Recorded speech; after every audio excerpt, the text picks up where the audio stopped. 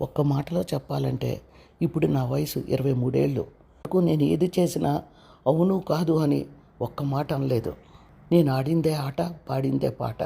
మరి విక్రమ్ని నేను ప్రేమించానని చెప్తే మీరు ఎందుకంత ఉగ్రరూపం దాల్చారు? చస్తే పెళ్ళికి ఒప్పుకొని అన్నారు. వాడి క్యాస్ట్ ఏమిటి, మన క్యాస్ట్ ఏమిటి అన్నారు. క్యాస్ట్ చూడలేదు డాడీ. మీ దగ్గర నేను ఎంత సంతోషంగా ఉన్నానో విక్రమ్ దగ్గర కూడా నేను అంత సంతోషంగా ఉండగలను అని నమ్మకం కుదిరాకే నేను మీతో చెప్పాను. మీకు రాజకీయ పలుకుబడి ఉంది.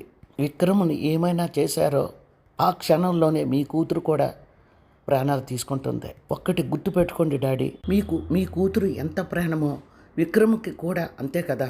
మీరు చంపేయాలనుకుంటే మా ఇద్దరిని ఒకేసారి చంపేయండి. అంతేగాని పరువు హత్య చేయించి నిజంగానే మీ పరువు పోగొట్టుకోకండి. మీ పేరెంట్స్ అందరికీ ఒకటే జబ్బు, పిల్లలు అడిగిందంతా ఇస్తారు, తల తాకట్టు పెట్టైనా సరే, కానీ వాళ్ళు కోరుకున్నది మాత్రం ఇవ్వరు.